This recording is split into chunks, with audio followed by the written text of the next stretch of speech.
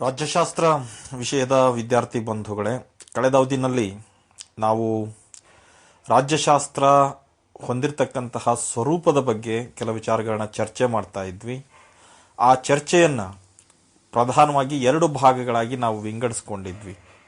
ರಾಜ್ಯಶಾಸ್ತ್ರದ ಶೀರ್ಷಿಕೆಯ ಭಿನ್ನಾಭಿಪ್ರಾಯದಲ್ಲೂ ಕೂಡ ನಾವು ರಾಜ್ಯಶಾಸ್ತ್ರದ ಸ್ವರೂಪವನ್ನು ಸೂಚ್ಯವಾಗಿ ಗುರುತಿಸಬಹುದಾದರೂ ಕೂಡ ರಾಜಕೀಯ ಚಿಂತಕರಲ್ಲಿ ಶೀರ್ಷಿಕೆಯಂತೆಯೇ ರಾಜ್ಯಶಾಸ್ತ್ರ ಒಂದು ವಿಜ್ಞಾನವೇ ಅಥವಾ ಕಲೆಯೇ ಅನ್ನೋದರ ಬಗ್ಗೆ ಇರತಕ್ಕಂತಹ ಭಿನ್ನಾಭಿಪ್ರಾಯದಲ್ಲೂ ಕೂಡ ರಾಜ್ಯಶಾಸ್ತ್ರದ ಸ್ವರೂಪವನ್ನು ನಾವು ಖಚಿತವಾಗಿ ತಿಳಿದುಕೊಳ್ಳೋದಕ್ಕೆ ಅವಕಾಶಗಳು ಇದ್ದಾವೆ. ಆ ಕುರಿತಂತೆ ಕೆಲ ವಿಚಾರಗಳನ್ನ ಕಳೆದ ವಿಡಿಯೋನಲ್ಲಿ ನಾವು ಚರ್ಚೆ ಮಾಡ್ತಾ ಇದ್ವಿ.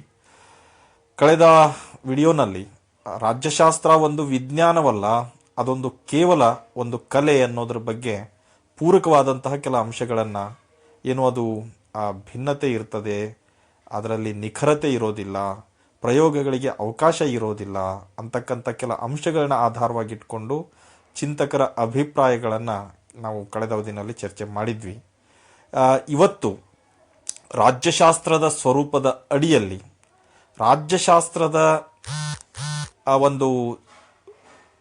ರಾಜ್ಯಶಾಸ್ತ್ರ ಒಂದು ವಿಜ್ಞಾನದ ಸ್ವರೂಪವನ್ನು ಹೊಂದಿರತಕ್ಕಂತಹ ಒಂದು ಅಧ್ಯಯನ ವಿಷಯ ಅಂತಕ್ಕಂತಹ ಅದರ ಸ್ವರೂಪವನ್ನು ತಿಳಿತಕ್ಕಂಥ ಪ್ರಯತ್ನ ಮಾಡೋಣ. ಸೊ ಇವತ್ತಿನ ನಮ್ಮ ಚರ್ಚೆಯ ವಿಷಯ ಯಾವುದಪ್ಪ ಅಂತ ಕೇಳಿದ್ರೆ, ರಾಜ್ಯಶಾಸ್ತ್ರ ಒಂದು ವಿಜ್ಞಾನ ಅಂತಕ್ಕಂಥದ್ದು. ತಮಗೆಲ್ಲ ಗೊತ್ತಿರೋ ಹಾಗೆ ವಿಜ್ಞಾನ ಅಂತಂದರೆ, ರಾಜ್ಯಶಾಸ್ತ್ರ ಹೇಗೆ ವಿಜ್ಞಾನವಾಗಿದೆ ಅನ್ನೋದನ್ನು ತಿಳ್ಕೊಳ್ಳೋದಕ್ಕಿಂತ ಮೊದಲು ವಿಜ್ಞಾನ ಅಂದರೆ ಏನು ಅನ್ನೋದನ್ನು ನಾವು ಸ್ಪಷ್ಟವಾಗಿ ತಿಳಿದುಕೊಳ್ಬೇಕಾಗತ್ತೆ. ಆ ಹಿನ್ನೆಲೆ ಒಳಗೆ ಸರಳವಾದ ಅರ್ಥದಲ್ಲಿ ವಿಜ್ಞಾನ ಅಂತಂದರೆ ಏನಪ್ಪ ಅಂತ ಕೇಳಿದ್ರೆ, ಕ್ರಮಬದ್ಧವಾದ ಅಧ್ಯಯನವನ್ನು ನಾವು ವಿಜ್ಞಾನ ಅಂತ ತುಂಬ ಸರಳವಾದಂತಹ ಭಾಷೆಯಲ್ಲಿ ಹೇಳ್ತೇವೆ. ಇನ್ನು ವಿಶಾಲವಾದ ಅರ್ಥದಲ್ಲಿ ವಿಜ್ಞಾನ ಅಂದರೆ ಏನಪ್ಪ ಅಂತ ಕೇಳಿದ್ರೆ, ಅವಲೋಕನದೊಡನೆ ಪ್ರಯೋಗಗಳಿಗೆ ಒಳಪಡಿಸಿ ವಿಮರ್ಶಾತ್ಮಕವಾಗಿ ಪರೀಕ್ಷಿಸಿ ಸಾರ್ವತ್ರಿಕವಾಗಿ ಅನ್ವಯಿತವಾಗ್ತಕ್ಕಂತಹ ವ್ಯವಸ್ಥಿತ ಜ್ಞಾನವನ್ನು ವಿಜ್ಞಾನ ಅಂತ ಕರಿತೇವೆ. ಅಂದರೆ ತಾವು ವಿಶಾಲವಾದ ಅರ್ಥದಲ್ಲಿ ವಿಜ್ಞಾನ ಅಂದರೆ ಏನಪ್ಪ ಅಂತ ತಿಳ್ಕೊಳ್ಬೇಕು ಅಂತಂದರೆ, ಅವಲೋಕನದ ಜೊತೆಗೆ ಅಂದರೆ ಅವಲೋಕನದೊಡನೆ ಅಂದರೆ ಅವಲೋಕನವನ್ನು ಮಾಡೋದ್ರ ಮೂಲಕ ಪ್ರಯೋಗಗಳಿಗೊಳಪಡಿಸಿ, ಅಂದರೆ ಒಂದು ವಿಷಯವನ್ನು ಅವಲೋಕನ ಮಾಡೋದ್ರ ಜೊತೆಗೆ ಪ್ರಯೋಗಗಳಿಗೆ ಒಳಪಡಿಸಿ ವಿಮರ್ಶಾತ್ಮಕವಾಗಿ ಪರೀಕ್ಷಿಸಿ, ಆ ವಿಷಯಕ್ಕೆ ಸಂಬಂಧಪಟ್ಟಂತೆ ವಿಮರ್ಶಾತ್ಮಕವಾಗಿ ಸರಿ ತಪ್ಪುಗಳನ್ನು ಕುರಿತಂತೆ ವಿಮರ್ಶಾತ್ಮಕವಾಗಿ ಪರೀಕ್ಷಿಸಿ ಸಾರ್ವತ್ರಿಕವಾಗಿ ಅನ್ವಯಿಸಬಹುದಾದಂತಹ, ಸಾರ್ವತ್ರಿಕವಾಗಿ ಎಲ್ಲರೂ ಒಪ್ಕೊಳ್ಬಹುದಾದಂತಹ, ಎಲ್ಲರಿಗೂ ಅದು ಒಪ್ಪಿಗೆಯಾಗಬಲ್ಲಂತಹ ಒಂದು ವ್ಯವಸ್ಥಿತ ಒಂದು ಜ್ಞಾನವನ್ನು ನಾವು ವಿಜ್ಞಾನ ಅಂತ ಕರಿತೇವೆ. ವಿಶಾಲವಾದ ಅರ್ಥದಲ್ಲಿ ವಿಜ್ಞಾನ ಅಂತಂದರೆ ನೀವು ಹೇಳಬೇಕಾದದ್ದು ಇಷ್ಟೇನೆ, ಅವಲೋಕನದೊಡನೆ ಪರೀಕ್ಷೆಗೊಳಪಡಿಸಿ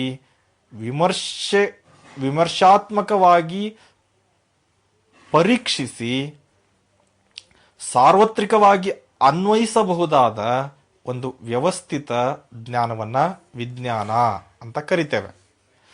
ತಾವು ಗಮನಿಸಬೇಕಾದ ಅಂಶ ಏನು ಅಂತಂದರೆ, ವಿಜ್ಞಾನದಲ್ಲಿ ನಿಖರವಾದಂತಹ ನಿಯಮಗಳು ಮತ್ತು ತತ್ವಗಳು ಕಂಡು ಬರ್ತವೆ. ಅಂದರೆ ಒಂದು ವಿಜ್ಞಾನ ನಿಖರವಾದಂತಹ, ಗೊಂದಲಗಳಿಗೆ ಅವಕಾಶವಿಲ್ಲದೆ ಇರತಕ್ಕಂತಹ ನಿಯಮಾವಳಿಗಳು ಮತ್ತು ತತ್ವಗಳಿಗೆ ಆಧಾರವಾಗಿ ಇರ್ತಕ್ಕಂಥ ಕೆಲಸವನ್ನು ಮಾಡ್ತದೆ. ಒಬ್ಬ ವಿಜ್ಞಾನಿ ಏನು ಮಾಡ್ತಾನೆ ಅಂತಂದರೆ, ಸಮಸ್ಯೆಗಳನ್ನು ಆಯ್ಕೆ ಮಾಡ್ಕೊಳ್ತಾನೆ, ಆ ಸಮಸ್ಯೆಗೆ ಸಂಬಂಧಪಟ್ಟಂತಹ ಅಂಕಿ ಸಂಖ್ಯೆಗಳನ್ನು ಸಂಗ್ರಹಿಸ್ತಾನೆ, ಆ ಸಂಗ್ರಹಿಸಿದ ಅಂಕಿ ಸಂಖ್ಯೆಗಳನ್ನು ಆಧಾರವಾಗಿ ಪ್ರಾಕಲ್ಪನೆಗಳನ್ನು ರಚಿಸಿಕೊಳ್ತಾನೆ. ಮುಂದೆ ಸಂಶೋಧನೆಗಳ ಒಂದು ಸತ್ಯಾಂಶಗಳ ವರ್ಗೀಕರಣದೊಡನೆ ಫಲಿತಾಂಶದ ಒಂದು ನೈಜತೆಯನ್ನ ವಿಶ್ಲೇಷಿಸುತ್ತಾ ಅವಲೋಕದೊಡನೆ ಆತ ಪ್ರಯೋಗವನ್ನು ನಡೆಸ್ತಕ್ಕಂತಹ ಪ್ರಯತ್ನವನ್ನು ಮಾಡ್ತಾನೆ. ಅಂದರೆ ಕಲಾ ವಿಭಾಗದ ವಿದ್ಯಾರ್ಥಿಗಳಾಗಿ ವಿಜ್ಞಾನಿ ಮಾಡ್ತಕ್ಕಂತಹ ಕೆಲಸವನ್ನು ತಿಳಿದುಕೊಳ್ಳೋದು ಬಹಳ ಕಷ್ಟದ ಕೆಲಸ. ಅದರಲ್ಲೂ ಸೂಚ್ಯವಾಗಿ ನಾವು ತಿಳಿದುಕೊಳ್ಬೇಕಾದ ಅಂಶ ಏನಪ್ಪಾ ಅಂತಂದರೆ, ವಿಜ್ಞಾನವನ್ನು ನಿರ್ವಹಿಸ್ತಕ್ಕಂತಹ ಒಬ್ಬ ವಿಜ್ಞಾನಿ, ಒಬ್ಬ ವಿಜ್ಞಾನವನ್ನು ಅಧ್ಯಯನ ಮಾಡ್ತಕ್ಕಂತಹ ಒಬ್ಬ ವಿಜ್ಞಾನಿ ಏನು ಮಾಡ್ತಾನೆ ಅಂತ ಕೇಳಿದ್ರೆ, ವಿಜ್ಞಾನಿಯಾದವನು ಮೊದಲು ಒಂದು ಸಮಸ್ಯೆಯನ್ನು ಗುರುತಿಸ್ತಾನೆ. ಆ ಸಮಸ್ಯೆಗೆ ಸಂಬಂಧಪಟ್ಟಂತೆ ಅಂಕಿ ಅಂಶಗಳು, ಮಾಹಿತಿಗಳನ್ನು ಸಂಗ್ರಹಿಸ್ತಾನೆ. ಎರಡನೇದ್ದು. ಮೂರನೇದ್ದು, ಆ ಸಮಸ್ಯೆಗೆ ಸಂಬಂಧಪಟ್ಟಂತಹ ಪ್ರಾಕಲ್ಪನೆಗಳನ್ನು ರಚಿಸ್ಕೊಳ್ತಾನೆ. ಈ ಸಮಸ್ಯೆ ಏನಾಗಿರಬಹುದು, ಮುಂದೆ ಏನಾಗಬಹುದು ಅಂತಕ್ಕಂತಹ ಪ್ರಾಕಲ್ಪನೆಗಳನ್ನು ಊಹಿಸ್ತಾನೆ. ತದನಂತರ ಸತ್ಯಾಂಶಗಳನ್ನು ವರ್ಗೀಕರಿಸುವುದರೊಡನೆ ಫಲಿತಾಂಶದ ನೈಜತೆಯನ್ನು ವಿಶ್ಲೇಷಿಸ್ತಾನೆ, ಅವಲೋಕಿಸ್ತಾನೆ, ಜೊತೆಗೆ ಪ್ರಯೋಗಕ್ಕೆ ಒಳಪಡಿಸಿ ತತ್ವಗಳನ್ನು ರಚಿಸ್ತಕ್ಕಂತಹ ಕೆಲಸವನ್ನು ವಿಜ್ಞಾನಿ ಮಾಡ್ತಾನೆ.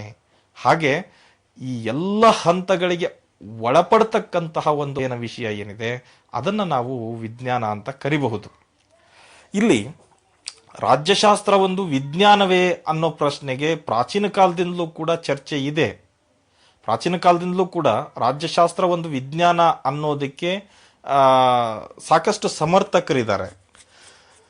ರಾಜ್ಯಶಾಸ್ತ್ರದ ಪಿತಾಮಹ ಅಂತ ಕರೆಸ್ಕೊಳ್ತಕ್ಕಂತಹ ಅರಿಸ್ಟಾಟಲ್ 2300 ವರ್ಷಗಳ ಹಿಂದೆನೆ political science is a master science, ಉಳಿದೆಲ್ಲ ವಿಜ್ಞಾನಗಳಿಗಿಂತ ಶ್ರೇಷ್ಠವಾದ ವಿಜ್ಞಾನ ಅಂತ ಹೇಳಿ ಅದನ್ನು ಪ್ರತಿಪಾದಿಸ್ತಕ್ಕಂಥ ಕೆಲಸವನ್ನು ಅವತ್ತೇ ಮಾಡಿದ್ದ.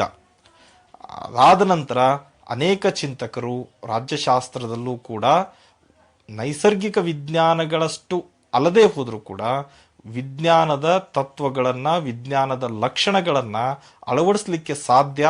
ಹಾಗಾಗಿ ರಾಜ್ಯಶಾಸ್ತ್ರ ಒಂದು ವಿಜ್ಞಾನ ಅನ್ನೋದನ್ನು ಸಮರ್ಥಿಸ್ತಕ್ಕಂತಹ ಚಿಂತಕರು ಅರಿಸ್ಟಾಟಲ್ ನಂತರ ಸಮಕಾಲೀನ ಚಿಂತಕರು ಸಾಕಷ್ಟು ಜನ ಇದ್ದಾರೆ. ಅವರ ಒಂದು ವಿವರಣೆಯ ಆಧಾರದ ಮೇಲೆ ರಾಜ್ಯಶಾಸ್ತ್ರ ವಿಜ್ಞಾನದ ಸ್ವರೂಪವನ್ನು ಹೊಂದಿದೆ ಅಂಥೇಳಿ ನಾವು ನಿರ್ಧರಿಸಬಹುದು. ಆ ಒಂದು ನಿರ್ಧಾರಕ್ಕೆ ಬರಬಹುದು. ಆ ರಾಜ್ಯಶಾಸ್ತ್ರ ಒಂದು ವಿಜ್ಞಾನವಾಗಿದೆ ಅನ್ನೋ ಒಂದು ವಿಚಾರವನ್ನು ಬೆಂಬಲಿಸ್ತಕ್ಕಂತಹ, ಅದಕ್ಕೆ ಪೂರಕವಾದಂತಹ ಅಂಶಗಳು ಯಾವ್ಯಾವು ಅನ್ನೋದನ್ನು ಒಂಚೂರು ನಾವು ನೋಡೋದಾಯಿತು ಅಂತಂದರೆ, ರಾಜ್ಯಶಾಸ್ತ್ರ ಒಂದು ಕೇವಲ ಕಲೆ ಅಲ್ಲ, ಅದೊಂದು ವಿಜ್ಞಾನವಾಗಬಲ್ಲ ಎಲ್ಲ ಸಾಮರ್ಥ್ಯವನ್ನು ಹೊಂದಿದೆ. ವಿಜ್ಞಾನ ಅನ್ನೋದಕ್ಕೆ ನೀಡತಕ್ಕಂತಹ ಕೆಲವು ಅಂಶಗಳನ್ನು ನಾವು ಚರ್ಚೆ ಮಾಡೋದಾದರೆ, ಒಂದನೇದ್ದು ಕ್ರಮಬದ್ಧ ಅಧ್ಯಯನದ ಸಾಧ್ಯತೆ ಅಂತ ಹೇಳ್ತೇವೆ. ರಾಜ್ಯಶಾಸ್ತ್ರದಲ್ಲೂ ಕೂಡ ಇತರ ನೈಸರ್ಗಿಕ ವಿಜ್ಞಾನಗಳಲ್ಲಿ ಏನು ಕ್ರಮಬದ್ಧ ಅಧ್ಯಯನ ನಡೀತದೆ, ಅದೇ ಮಾದರಿಯ ಕ್ರಮಬದ್ಧ ಅಧ್ಯಯನ ರಾಜ್ಯಶಾಸ್ತ್ರದಲ್ಲೂ ಸಾಧ್ಯ ಅನ್ನೋದಕ್ಕೆ ಅವಕಾಶಗಳು ಇದ್ದಾವೆ. ಗಮನಿಸಬೇಕಾದ ಅಂಶ ಏನಪ್ಪಾ ಅಂತಂದರೆ, ರಾಜಕೀಯ ವ್ಯವಹಾರಗಳಿಗೆ ಸಂಬಂಧಪಟ್ಟಂಥ ಎಲ್ಲ ವಿಷಯಗಳನ್ನು ಕ್ರಮಬದ್ಧವಾಗಿ ಅಧ್ಯಯನ ಮಾಡೋಕೆ ಆಗದೇ ಇದ್ರೂ ಕೂಡ ಕೆಲವು ರಾಜಕೀಯ ವರ್ತನೆಗಳನ್ನು, ರಾಜಕೀಯ ಚಟುವಟಿಕೆಗಳನ್ನು, ಕೆಲವು ರಾಜಕೀಯ ವ್ಯವಹಾರಗಳನ್ನು ನಾವು ವಿಜ್ಞಾನದ ತತ್ವಗಳನ್ನು ಬಳಸಿ ವೈಜ್ಞಾನಿಕ ಸ್ವರೂಪವನ್ನು ನಾವು ಕಾಣಬಹುದಾಗಿದೆ ಅಂತಕ್ಕಂಥದ್ದು ಕೆಲವು ಚಿಂತಕರ ಅಭಿಪ್ರಾಯ ಆಗಿದೆ. ಅಂದರೆ ರಾಜ್ಯಶಾಸ್ತ್ರದಲ್ಲೂ ಕೂಡ ಕೆಲವು ರಾಜಕೀಯ ಚಟುವಟಿಕೆಗಳಿಗೆ ಸಂಬಂಧಪಟ್ಟಂತೆ ಅವಲೋಕನ, ಮಾಹಿತಿ ಸಂಗ್ರಹ, ಪ್ರಯೋಗಗಳನ್ನು ನಡೆಸಿ ಸಂಶೋಧನಾತ್ಮಕ ಸತ್ಯಾನ್ವೇಷಣೆಗೆ ಪ್ರಯತ್ನ ಮಾಡಲಿಕ್ಕೆ ಸಾಕಷ್ಟು ಅವಕಾಶಗಳು ಇದ್ದಾವೆ ಅಂತಕ್ಕಂಥದ್ದಕ್ಕೆ ನಮಗೆ ಸಾಕಷ್ಟು ಚಿಂತಕರ ಒಂದು ಪ್ರತಿಪಾದನೆ ಇದೆ. ಜೊತೆಗೆ ಸಾಕಷ್ಟು ನಿದರ್ಶನಗಳು ನಮ್ಮ ಮುಂದೆ ಇದೆ. ಉದಾಹರಣೆಗೆ ನೋಡೋದಾಯಿತು ಅಂತಂದರೆ, ರಾಜ್ಯಶಾಸ್ತ್ರದಲ್ಲಿಯೂ ಕೂಡ ಕೆಲವು ರಾಜಕೀಯ ಚಟುವಟಿಕೆಗಳಿಗೆ ಕಾರಣ ಮತ್ತು ಪರಿಣಾಮಗಳ ನಡುವೆ ಸಂಪರ್ಕವನ್ನು ಕಲ್ಪಿಸಲಿಕ್ಕೆ ಅವಕಾಶ ಇದೆ. ನೈಸರ್ಗಿಕ ವಿಜ್ಞಾನದಲ್ಲಿ ಕಾರಣ ಮತ್ತು ಪರಿಣಾಮಗಳ ಬಗ್ಗೆ ನಡುವೆ ಹೇಗೆ ಸಂಪರ್ಕವನ್ನು ಏರ್ಪಡಿಸ್ತಾರೆ ವಿಜ್ಞಾನಿಗಳು, ಅದೇ ಮಾದರಿಯಲ್ಲಿ ರಾಜ್ಯಶಾಸ್ತ್ರದಲ್ಲೂ ಕೂಡ ಕಾರಣ ಮತ್ತು ಪರಿಣಾಮಗಳಿಗೆ ಸಂಪರ್ಕವನ್ನು ಕಲ್ಪಿಸಿ ಒಂದು ಅಧ್ಯಯನ ಮಾಡಲಿಕ್ಕೆ ಸಾಧ್ಯ ಇದೆ. ಹಾಗಾಗಿ ರಾಜ್ಯಶಾಸ್ತ್ರ ಒಂದು ವಿಜ್ಞಾನ ಅಂತಕ್ಕಂಥದ್ದು ಬಹುತೇಕ ಚಿಂತಕರ ಅಭಿಪ್ರಾಯ ಆಗಿದೆ. ಉದಾಹರಣೆಗೆ ನೋಡೋದಾಯ್ತು ಅಂತಂದ್ರೆ, ಈ ರಾಜ್ಯಶಾಸ್ತ್ರದಲ್ಲಿ ಕಾರಣ ಮತ್ತು ಪರಿಣಾಮಗಳ ನಡುವೆ ಸಂಪರ್ಕವನ್ನ ಕಲ್ಪಿಸಿ ಅಧ್ಯಯನ ನಡೆಸಲಿಕ್ಕೆ ಅವಕಾಶಗಳು ಇದಾವೆ ಅನ್ನೋದಕ್ಕೆ ಉದಾಹರಣೆ ಏನಪ್ಪಾ ಅಂತ ಕೇಳಿದ್ರೆ, ಒಂದು ರಾಜಕೀಯ ಪಕ್ಷ ಚುನಾವಣೆಯಲ್ಲಿ ಸೋಲಲಿಕ್ಕೆ ಅಥವಾ ಆ ಸೋಲಿನ ಪರಿಣಾಮಕ್ಕೂ ಮತ್ತು ಆ ಒಂದು ರಾಜಕೀಯ ಪಕ್ಷ ಅಧಿಕಾರದಲ್ಲಿದ್ದು ಸರ್ಕಾರವನ್ನು ನಡೆಸ್ತಕ್ಕಂಥ ಸಂದರ್ಭದಲ್ಲಿ ಜಾರಿಗೆ ತಂದಂತಹ ನೀತಿ ನಿರ್ಧಾರ ಧೋರಣೆಗಳ ಒಂದು ಕಾರಣಗಳೇನಿರ್ತವೆ, ಆ ಒಂದು ರಾಜಕೀಯ ಪಕ್ಷದ ಅಧಿಕಾರದಲ್ಲಿದ್ದಂಥ ಸಂದರ್ಭದಲ್ಲಿ ಅದರ ಒಂದು ನೀತಿ ಧೋರಣೆ ತೀರ್ಮಾನಗಳ ಕಾರಣಗಳನ್ನು ಆ ಚುನಾವಣೆಯ ಫಲಿತಾಂಶ ಏನು ಬರ್ತದೆ, ಪರಿಣಾಮಗಳು ಏನಾಗ್ತದೆ ಆ ರಾಜಕೀಯ ಪಕ್ಷದ ಮೇಲೆ, ಆ ಪರಿಣಾಮಕ್ಕೂ ಕಾರಣಕ್ಕೂ ಸಂಪರ್ಕವನ್ನು ಕಲ್ಪಿಸಿ ಅಧ್ಯಯನ ಮಾಡಬಹುದು ಅಂತ ಹೇಳಿ ಚಿಂತಕರು ಅಭಿಪ್ರಾಯವನ್ನು ವ್ಯಕ್ತಪಡಿಸ್ತಾರೆ. ಹೀಗೆ ವಿಜ್ಞಾನದೋಪಾಯ ಕ್ರಮಬದ್ಧವಾದ ಅಧ್ಯಯನ ನಡೆಸಲಿಕ್ಕೆ ಪರಿಪೂರ್ಣವಾಗಿ ಅಲ್ಲದೆ ಹೋದ್ರೂ ಕೂಡ ಕೆಲವು ವಿಚಾರಗಳಲ್ಲಿ ಸಾಧ್ಯತೆಗಳಿದಾವೆ ಅಂತ ಹೇಳಿ ಚಿಂತಕರು ಅಭಿಪ್ರಾಯಪಟ್ಟು ರಾಜ್ಯಶಾಸ್ತ್ರ ಒಂದು ವಿಜ್ಞಾನ ಅಂತ ಹೇಳ್ತಾರೆ. ಇನ್ನು ಎರಡನೇ ಅಂಶ ಏನಪ್ಪಾ ಅಂತ ಕೇಳಿದ್ರೆ, ಸೀಮಿತ ಪ್ರಯೋಗಗಳ ಸಾಧ್ಯತೆ ಇದೆ ರಾಜ್ಯಶಾಸ್ತ್ರದಲ್ಲಿ ಅಂತಕ್ಕಂಥದ್ದು. ನೈಸರ್ಗಿಕ ವಿಜ್ಞಾನಗಳಲ್ಲಿ ಇರ್ತಕ್ಕಂತಹ ಪ್ರಯೋಗಗಳು ಏನು ಇದಾವೆ, ಅದೇ ಮಾದರಿಯಲ್ಲಿ ರಾಜ್ಯಶಾಸ್ತ್ರದಲ್ಲೂ ಕೂಡ ಪ್ರಯೋಗಗಳನ್ನು ನಡೆಸಿ ಯಶಸ್ವಿಯಾಗಬಹುದು ಅಂತಕ್ಕಂಥದ್ದು ಕೆಲವು ರಾಜ್ಯಶಾಸ್ತ್ರಜ್ಞರ ಅಭಿಪ್ರಾಯ ಆಗಿದೆ. ಎಲ್ಲ ವಿಚಾರಗಳಲ್ಲೂ ಕೂಡ ನಾವು ಗಮನಿಸಬೇಕಾದ ಅಂಶ ಏನು ಅಂದರೆ, ಸ್ವಲ್ಪ ಬದಲಾವಣೆ ಇರ್ತದೆ ನೈಸರ್ಗಿಕ ವಿಜ್ಞಾನಗಳಿಗೂ ಮತ್ತು ರಾಜ್ಯಶಾಸ್ತ್ರಕ್ಕೂ. ಇಲ್ಲಿ ಏನು ವ್ಯತ್ಯಾಸ ಅಂತ ಕೇಳಿದ್ರೆ, ನೈಸರ್ಗಿಕ ವಿಜ್ಞಾನಗಳಿಗೆ ವಸ್ತುಗಳ ಮೇಲೆ ಪ್ರಯೋಗ ನಡೆಸ್ತಾರೆ, ಅವರಿಗೆ ಪ್ರಯೋಗ ಶಾಲೆ ಇರ್ತದೆ. ಆದರೆ ರಾಜ್ಯಶಾಸ್ತ್ರ ಮಾನವರ ಮೇಲೆ ಪ್ರಯೋಗವನ್ನು ನಡೆಸ್ತದೆ, ಇಡೀ ಜಗತ್ತೇ ಅವರಿಗೆ ಪ್ರಯೋಗ ಶಾಲೆ ಆಗಿರ್ತದೆ. ಈ ಒಂದು ಭಿನ್ನತೆಯ ನಡುವೆನೂ ಕೂಡ ಪ್ರಯೋಗಗಳನ್ನು ನೈಸರ್ಗಿಕ ವಿಜ್ಞಾನಗಳಿಗೆ ಸಮಾನವಾಗಿ ನಡೆಸಬಹುದು ಅನ್ನೋದಕ್ಕೆ ರಾಜ್ಯಶಾಸ್ತ್ರದಲ್ಲೂ ಕೂಡ ಅವಕಾಶಗಳಿದ್ದಾವೆ ಅನ್ನೋದು ರಾಜ್ಯಶಾಸ್ತ್ರಜ್ಞರ ಅಭಿಪ್ರಾಯ. ಉದಾಹರಣೆಗೆ ನೋಡೋದಾಯ್ತು ಅಂತಂದ್ರೆ, ಸ್ವಿಟ್ಜರ್ಲ್ಯಾಂಡ್ ದೇಶದಲ್ಲಿ ಪ್ರತ್ಯಕ್ಷ ಪ್ರಜಾಪ್ರಭುತ್ವದ ತಂತ್ರಗಳಾದಂತಹ ಜನ ಮತ ಗಣನೆ ಇರಬಹುದು, ಅಥವಾ ಪ್ರಜಾ ನಿರ್ಧಾರ ಅಂತ ಏನು ಹೇಳ್ತೇವೆ, ಪ್ರಜಾ ಪ್ರಾರಂಭ ಅಥವಾ ಈ ಜನರೇ ಕಾನೂನುಗಳನ್ನು ಏನು ರಚಿಸಲಿಕ್ಕೆ ಮುಂದಾಗ್ತಕ್ಕಂತಹ ಒಂದು ಅಂಶಗಳೇನಿದ್ದಾವೆ, ತತ್ವಗಳೇನಿದ್ದಾವೆ, ಅವುಗಳ ಒಂದು ಪ್ರಯೋಗವನ್ನು ನಾವು ಸ್ವಿಟ್ಜರ್ಲ್ಯಾಂಡಿನ ಪ್ರತ್ಯಕ್ಷ ಪ್ರಜಾಪ್ರಭುತ್ವದಲ್ಲಿ ಕಾಣಬಹುದಾಗಿದೆ. ಅದೇ ರೀತಿ ಭಾರತದಲ್ಲೂ ಕೂಡ ಎರಡೂವರೆ ದಶಕಗಳವರೆಗೆ ಸ್ವತಂತ್ರ ಬಂದ ನಂತರ ಸುಮಾರು 25-30 ವರ್ಷ ಕಾಂಗ್ರೆಸ್ ಪಕ್ಷವೇ ಅಧಿಕಾರದಲ್ಲಿದ್ದಂಥ ಸಂದರ್ಭದಲ್ಲಿ ಒಂದು ಪ್ರಯೋಗವನ್ನ ಜಯಪ್ರಕಾಶ್ ನಾರಾಯಣ್ ಒಂದು 4-6 ರಾಜಕೀಯ ಪಕ್ಷಗಳನ್ನ ಸೇರಿಸಿ ಒಂದು ಪ್ರಬಲವಾದಂತಹ ಜನತಾ ಪಕ್ಷ ಅನ್ನೋದನ್ನ ಸ್ಥಾಪನೆ ಮಾಡಿ ಕಾಂಗ್ರೆಸ್ ಪಕ್ಷವನ್ನ ಅಧಿಕಾರದಿಂದ ದೂರ ಸರಿಸ್ತಕ್ಕಂಥ ಒಂದು ಪ್ರಯೋಗವನ್ನ 1977ರಲ್ಲಿ ಮಾಡಿ ಯಶಸ್ವಿಯಾದರು. ಅದೇ ರೀತಿ ಸಾಕಷ್ಟು ಪ್ರಯೋಗಗಳು ರಾಜಕೀಯ ಚಟುವಟಿಕೆಗಳಲ್ಲಿ ಪ್ರಯೋಗವಾದದ್ದನ್ನು ನಾವು ಗುರುತಿಸಬಹುದು. ಉದಾಹರಣೆಗೆ, ಈ ಚುನಾವಣಾ ಸಂದರ್ಭದಲ್ಲಿ ಮತಗಳ ಎಣಿಕೆ, ಮತದಾನ ಇದೆಲ್ಲವನ್ನ ಸರಳಗೊಳಿಸಬೇಕು ಅಂತ ಹೇಳಿ ಪ್ರಯೋಗಕ್ಕೆ ಮುಂದಾಗಿ ವಿದ್ಯುನ್ಮಾನ ಮತಯಂತ್ರಗಳ ಒಂದು ಬಳಕೆಯ ಪ್ರಯೋಗಕ್ಕೆ ರಾಜಕೀಯ ಒಂದು ಚಿಂತಕರ ಒಂದು ಏನು ಪ್ರಯೋಗ ಏನಿದೆ ಅದು ಯಶಸ್ವಿಯಾಗಿ ಇವತ್ತು ಅನುಷ್ಠಾನಗೊಂಡಿರುವುದನ್ನು ನಾವು ಗುರುತಿಸಬಹುದಾಗಿದೆ. ಹೀಗೆ ನೈಸರ್ಗಿಕ ವಿಜ್ಞಾನಗಳಲ್ಲಿ ಪ್ರಯೋಗಗಳು ಹೇಗೆ ಸಾಧ್ಯನೋ ಹಾಗೆ ರಾಜ್ಯಶಾಸ್ತ್ರದ ಕೆಲವು ರಾಜಕೀಯ ಚಟುವಟಿಕೆಗಳು, ವ್ಯವಹಾರಗಳಲ್ಲೂ ಕೂಡ ಪ್ರಯೋಗಗಳ ಸಾಧ್ಯತೆ ಇದೆ ಅಂತಕ್ಕಂಥದ್ದನ್ನು ಹೇಳ್ತಾ ರಾಜ್ಯಶಾಸ್ತ್ರ ವಿಜ್ಞಾನವಾಗಬಲ್ಲ ಎಲ್ಲ ಸಾಮರ್ಥ್ಯವನ್ನು ಹೊಂದಿದೆ ಅಂಥೇಳಿ ಕೆಲವರು ಅಭಿಪ್ರಾಯ ಪಡ್ತಾರೆ. ಇನ್ನು ಮೂರನೇದ್ದು, ಸಾಮಾನ್ಯ ತತ್ವಗಳಿಗೆ ಆಸ್ಪದ ಇದೆ ರಾಜ್ಯಶಾಸ್ತ್ರದಲ್ಲಿ ಅಂತಕ್ಕಂಥದ್ದು. ಯಾವ ರೀತಿ ನೈಸರ್ಗಿಕ ವಿಜ್ಞಾನಗಳು ಕೆಲವು ನಿಖರ ತತ್ವಗಳ ಆಧಾರದ ಮೇಲೆ ಅಧ್ಯಯನ ನಡೆಸ್ತವೆ, ಅದೇ ರೀತಿ ರಾಜ್ಯಶಾಸ್ತ್ರದಲ್ಲೂ ಕೂಡ ಕೆಲವು ನಿಖರವಾದಂತಹ ತತ್ವಗಳ ಒಂದು ಬಳಕೆ ಅಥವಾ ಪಾಲನೆ ಸಾಧ್ಯ ಇದೆ, ಆಸ್ಪದವಿದೆ ಅಂತಕ್ಕಂಥದ್ದು ರಾಜ್ಯಶಾಸ್ತ್ರಜ್ಞರ ಅಭಿಪ್ರಾಯ. ಅದಕ್ಕೆ ರಾಜ್ಯಶಾಸ್ತ್ರಜ್ಞರು ಏನು ಹೇಳ್ತಾರೆ ಅಂದರೆ, ಮಾನವನ ಎಲ್ಲ ರಾಜಕೀಯ ಚಟುವಟಿಕೆಗಳಲ್ಲೂ ಕೂಡ ತತ್ವಗಳ ಪಾಲನೆ ಮಾಡಲಿಕ್ಕೆ ಸಾಧ್ಯ ಇಲ್ಲದೆ ಇದ್ರೂ ಕೂಡ ಕೆಲ ವಿಚಾರದಲ್ಲಿ ನಾವು ನೈಸರ್ಗಿಕ ವಿಜ್ಞಾನಗಳಂತೆ ಕೆಲವು ತತ್ವಗಳನ್ನು ಪಾಲಿಸಿ ಯಶಸ್ವಿಯಾಗಿ ವೈಜ್ಞಾನಿಕ ನೆಲೆಗಟ್ಟಿನಲ್ಲಿ ರಾಜ್ಯಶಾಸ್ತ್ರವನ್ನು ಕಾಣಬಹುದು ಅಂತಕ್ಕಂಥದ್ದು ಅವರ ಅಭಿಪ್ರಾಯ. ಉದಾಹರಣೆಗೆ ನೋಡೋದಾಯ್ತು ಅಂತಂದರೆ, ಕೆಲವು ತತ್ವಗಳು ನಮ್ಮ ರಾಜ್ಯಶಾಸ್ತ್ರದಲ್ಲಿ ಇದ್ದಾವೆ. ಏನದು ಅಂತ ಕೇಳಿದ್ರೆ, ಸರ್ಕಾರಿ ನೌಕರರು ರಾಜಕೀಯ ತಾಟಸ್ಥ್ಯ ತತ್ವವನ್ನು ಪಾಲಿಸಬೇಕು ಅಂತಕ್ಕಂಥದ್ದು, ಮತ್ತೆ ಈ ಮತಿವಿಕಲರಿಗೆ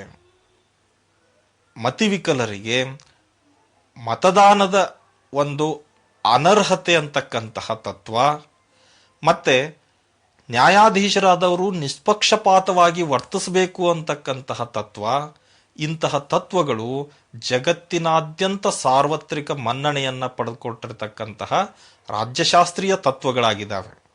ಇವತ್ತು ಜಗತ್ತಿನ ಎಲ್ಲ ದೇಶಗಳಲ್ಲೂ ಕೂಡ ಸರ್ಕಾರಿ ನೌಕರರು ರಾಜಕೀಯವಾಗಿ ತಾಟಸ್ಥ್ಯದಿಂದ ಕೂಡಿರಬೇಕು ಅಂತಕ್ಕಂತಹ ತತ್ವ ಪಾಲನೆ ಆಗ್ತಾ ಇದೆ. ಅದೇ ರೀತಿ ಮತಿವಿಕಲರಾದವರು ಮತದಾನಕ್ಕೆ ಅನರ್ಹರು ಅಂತಕ್ಕಂತಹ ತತ್ವವನ್ನು ಎಲ್ಲ ರಾಷ್ಟ್ರಗಳು ಚಾಚು ತಪ್ಪದೆ ಪಾಲಿಸ್ತಾ ಇದ್ದಾವೆ. ಜೊತೆಗೆ ನ್ಯಾಯಾಧೀಶರಾದವರು ನಿಷ್ಪಕ್ಷಪಾತವಾಗಿ ನಿರ್ವಹಿಸಬೇಕು ಅಂತಕ್ಕಂಥ ತತ್ವ ಎಲ್ಲರೂ ಕೂಡ ಸಮರ್ಥಿಸ್ತಾರೆ, ಪಾಲಿಸ್ತಾರೆ. ಹಾಗಾಗಿ ನೈಸರ್ಗಿಕ ವಿಜ್ಞಾನದಲ್ಲಿ ಜಗತ್ತಿನಾದ್ಯಂತ ಅನ್ವಯವಾಗತಕ್ಕಂತಹ ತತ್ವಗಳು ಏನು ಸಿಗುತ್ತವೆ, ಅದೇ ಮಾದರಿಯ ತತ್ವಗಳು ರಾಜ್ಯಶಾಸ್ತ್ರದಲ್ಲೂ ಇದ್ದಾವೆ ಅಂತಕ್ಕಂತಹ ವಾದವನ್ನು ಕೆಲವು ಚಿಂತಕರು ಮಂಡಿಸ್ತಾರೆ. ಮುಂದುವರೆದು ಗಣಿತಶಾಸ್ತ್ರದಲ್ಲಿ ಕೆಲವು ಸೂತ್ರಗಳು ಬರ್ತವೆ. ಆ ಸೂತ್ರಗಳ ರೀತಿಯಲ್ಲೇನೆ ಈ ನಮ್ಮ ರಾಜ್ಯಶಾಸ್ತ್ರದಲ್ಲೂ ಕೂಡ ಕೆಲವು ಗಣಿತಶಾಸ್ತ್ರದ ಸೂತ್ರಗಳನ್ನು ಹೋಲ್ತಕ್ಕಂತಹ ಕೆಲವು ಸೂತ್ರಗಳನ್ನು ನಾವು ಪಾಲಿಸ್ತಕ್ಕಂಥ ಕೆಲಸ ಮಾಡ್ತಾ ಇದ್ದೇವೆ. ಉದಾಹರಣೆಗೆ, ಬಹುತೇಕ ಎಲ್ಲ ದೇಶದ ಶಾಸಕಾಂಗಗಳು ಕೂಡ ಸಭೆಯನ್ನು ಸೇರಬೇಕು ಅಂತಂದರೆ ಒಂದು ಕೋರಂ ಸಂಖ್ಯೆಯನ್ನು ಅಳವಡಿಸ್ಕೊಳ್ತಕ್ಕಂಥ ಕೆಲಸ ಮಾಡಿದಾವೆ. ಅದೇ ರೀತಿ ಬಹುಪಕ್ಷ ಪದ್ಧತಿ ಇರ್ತಕ್ಕಂತಹ ದೇಶಗಳಲ್ಲಿ ಸರ್ಕಾರ ರಚಿಸ್ತಕ್ಕಂಥ ಸಂದರ್ಭದಲ್ಲಿ ಬಹುಮತ ತತ್ವ ಅಂದರೆ ಅರ್ಧಕ್ಕಿಂತ ಹೆಚ್ಚು 50+1 ಅಂತ ಏನು ಹೇಳ್ತೇವೆ, ತತ್ವದ ಪಾಲನೆ ಆಗ್ತಾ ಇರೋದನ್ನು ನಾವು ನೋಡಬಹುದು. ಅದೇ ರೀತಿ ಗಣಿತದ ಸೂತ್ರಗಳನ್ನು ಬಳಸಿಕೊಂಡು ಭಾರತದಲ್ಲಿ ರಾಷ್ಟ್ರಪತಿ ಚುನಾವಣೆಯ ಸಂದರ್ಭದಲ್ಲಿ ಕೋಟಾ ನಿರ್ಧರಿಸೋದಿರ್ಬೋದು, ಅಥವಾ ಒಬ್ಬ ಚುನಾವಣಾ ಕಣದಲ್ಲಿರ್ತಕ್ಕಂತಹ ಒಬ್ಬ ವ್ಯಕ್ತಿ ಜಯಶಾಲಿ ಅಂತ ಘೋಷಿಸಬೇಕು ಅಂತಂದರೆ ಕೆಲವು ತತ್ವಗಳನ್ನು, ಕೆಲವು ಸೂತ್ರಗಳನ್ನು ಪಾಲಿಸಲಾಗತ್ತೆ. ಅದನ್ನು ನಾನು ತರಗತಿಯ ಸಂದರ್ಭದಲ್ಲಿ ಅದನ್ನ ಸುದೀರ್ಘವಾಗಿ ವಿವರಿಸಲಿಕ್ಕೆ ಪ್ರಯತ್ನಿಸ್ತೇನೆ. ಅಂದರೆ ಗಣಿತಶಾಸ್ತ್ರದಲ್ಲಿರುವ ತತ್ವಗಳ ಮಾದರಿಯಲ್ಲಿನೇ ರಾಜಕೀಯ ವ್ಯವಹಾರಗಳಲ್ಲೂ ಕೂಡ ಕೆಲವು ಸೂತ್ರಗಳನ್ನು ಪಾಲಿಸಬಹುದು ಅನ್ನೋದಕ್ಕೆ ಸಾಕಷ್ಟು ಎಕ್ಸಾಂಪಲ್ಸ್ ಇದ್ದಾವೆ. ಇನ್ನು ನಾಲ್ಕನೇ ಅಂಶ ಏನಪ್ಪಾ ಅಂದರೆ, ಭವಿಷ್ಯ ಊಹಿಸಲು ಅವಕಾಶ ಅಂತಕ್ಕಂಥದ್ದು. ನೈಸರ್ಗಿಕ ವಿಜ್ಞಾನಗಳಲ್ಲಿ ಯಾವ ರೀತಿ ಭವಿಷ್ಯವನ್ನು ಊಹಿಸ್ತಾರೆ ವಿಜ್ಞಾನಿಗಳು ಅಥವಾ ಅಧ್ಯಯನ ಮಾಡ್ತಕ್ಕಂಥ ವಿದ್ಯಾರ್ಥಿಗಳು, ಅದೇ ರೀತಿಯಲ್ಲಿ ರಾಜ್ಯಶಾಸ್ತ್ರದ ವಿದ್ಯಾರ್ಥಿಗಳು ಮತ್ತು ರಾಜ್ಯಶಾಸ್ತ್ರಜ್ಞರು ರಾಜಕೀಯ ವ್ಯವಹಾರಗಳನ್ನು ಕುರಿತಂತೆ ಭವಿಷ್ಯವನ್ನು ಊಹಿಸಲಿಕ್ಕೆ ಸಾಧ್ಯತೆಗಳು ಇದಾವೆ ರಾಜ್ಯಶಾಸ್ತ್ರದಲ್ಲಿ ಅಂತಕ್ಕಂಥದ್ದು. ಸಾಮಾನ್ಯವಾಗಿ ತಮಗೆಲ್ಲ ಗೊತ್ತಿರ್ತದೆ, ಎಲೆಕ್ಷನ್ ಇರತಕ್ಕಂಥ ಸಂದರ್ಭದಲ್ಲಿ, ಚುನಾವಣೆ ಇರತಕ್ಕಂಥ ಸಾರ್ವತ್ರಿಕ ಚುನಾವಣೆಯ ಸಂದರ್ಭದಲ್ಲಿ ಕೆಲವು ಮಾಧ್ಯಮ ಸಂಸ್ಥೆಗಳು ಏನು ಮಾಡ್ತವೆ ಅಂತಂದರೆ, ಚುನಾವಣಾ ಪೂರ್ವ ಮತ್ತು ಚುನಾವಣೋತ್ತರ ಮತದಾರರ ಸಮೀಕ್ಷೆಯನ್ನ ಮಾಡೋದ್ರ ಮೂಲಕ ಇದೇ ಪಕ್ಷ ಅಧಿಕಾರಕ್ಕೆ ಬರುತ್ತೆ, ಇಷ್ಟೇ ಸ್ಥಾನಗಳನ್ನ ಗೆಲ್ಲುತ್ತೆ ಅಂತಕ್ಕಂತಹ ಊಹಿಸ್ತಕ್ಕಂತಹ ಊಹೆಯನ್ನ, ಆ ಭವಿಷ್ಯವನ್ನ ಊಹಿಸ್ತಕ್ಕಂಥ ಕೆಲಸವನ್ನ ಮಾಡ್ತದೆ. ಅದರಲ್ಲಿ ಸಾಕಷ್ಟು ಯಶಸ್ವಿ ಕೂಡ ಆಗಿದ್ದಾರೆ. ಹಾಗಾಗಿ ರಾಜ್ಯಶಾಸ್ತ್ರದಲ್ಲೂ ಕೂಡ ಭವಿಷ್ಯವನ್ನು ಊಹಿಸಲಿಕ್ಕೆ ಅವಕಾಶ ಇದೆ ಅಂತಕ್ಕಂಥದ್ದು ನಮಗೆ ಗೊತ್ತಾಗತ್ತೆ.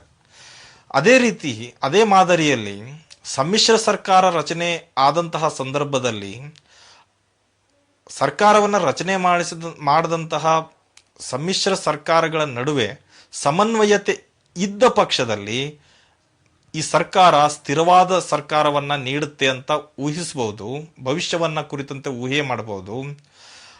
ಒಂದು ವೇಳೆ ಸರ್ಕಾರ ರಚನೆಯಲ್ಲಿ ಭಾಗಿಯಾದಂತಹ ರಾಜಕೀಯ ಪಕ್ಷಗಳ ನಡುವೆ ಕಿತ್ತಾಟ, ಘರ್ಷಣೆಗಳಿದ್ದಂತಹ ಸಂದರ್ಭದಲ್ಲಿ ಈ ಸಮ್ಮಿಶ್ರ ಸರ್ಕಾರ ಅಲ್ಪ ಅವಧಿಯನ್ನ ಪೂರೈಸ್ತದೆ, ಕೆಲವೇ ದಿನಗಳಲ್ಲಿ ಈ ಸರ್ಕಾರ ಬಿದ್ದು ಹೋಗುತ್ತೆ ಅಂತ ಹೇಳಿ ಭವಿಷ್ಯವನ್ನ ಸಾಮಾನ್ಯರು ಕೂಡ ಊಹಿಸಿ ಒಂದು ಭವಿಷ್ಯವನ್ನ ನುಡಿತಕ್ಕಂಥದ್ದಕ್ಕೆ ಅವಕಾಶ ಇದೆ.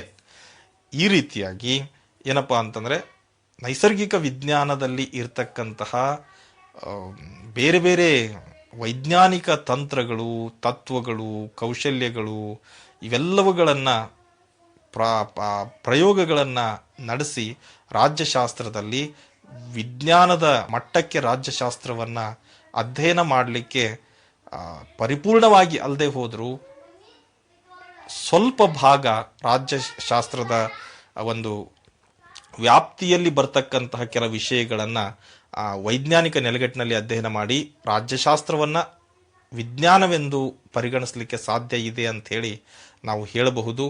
ಇದನ್ನ ಪರಿಪೂರ್ಣ ವಿಜ್ಞಾನ ಅನ್ಲಿಕ್ಕೆ ಸಾಧ್ಯ ಇಲ್ಲದೇ ಇದ್ರು, ಭೌತಶಾಸ್ತ್ರ, ಜೀವಶಾಸ್ತ್ರ, ಗಣಿತಶಾಸ್ತ್ರದಂತೆ ಪರಿಪೂರ್ಣ ವಿಜ್ಞಾನ ಅಲ್ಲದೆ ಹೋದರೂ ನಿಖರವಲ್ಲದ ಅಂದರೆ ಒಂದು ಪರಿಪೂರ್ಣವಲ್ಲದ ಒಂದು ವಿಜ್ಞಾನ ಅಂಥೇಳಿ ನಾವು ಪರಿಗಣಿಸಬಹುದು. ವೈಜ್ಞಾನಿಕ ತಳಹದಿಯನ್ನು ಇಲ್ಲಿ ಪ್ರಯೋಗ ಮಾಡಲಿಕ್ಕೆ ಸಾಧ್ಯ ಅಂತ ಎಷ್ಟೇ ವಾದ ಇದ್ರೂ ಕೂಡ ಸಮಾಜ ವಿಜ್ಞಾನಗಳಲ್ಲಿ ಒಂದು ಪ್ರಧಾನ ವಿಷಯವಾಗಿ ರಾಜ್ಯಶಾಸ್ತ್ರ ಇವತ್ತು ಗುರುತಿಸಿಕೊಂಡಿದೆ. ಇದನ್ನು ನಾವು ಕಲೆಯಾಗಿಯೇ ಹೆಚ್ಚಾಗಿ ನಾವು ಪರಿಗಣಿಸಬೇಕೇ ಹೊರತು ವಿಜ್ಞಾನವಾಗಿ ಪರಿಗಣಿಸೋದು ಬಹಳ ಕಷ್ಟದ ಕೆಲಸ ಆಗ್ತದೆ. ಹಾಗಾಗಿ ವೈಜ್ಞಾನಿಕ ಒಂದು ತಳಹದಿಯ ಮೇಲೆ ಕಲೆಯಾಗಿ ರಾಜ್ಯಶಾಸ್ತ್ರದ ಯಶಸ್ಸಿಗೆ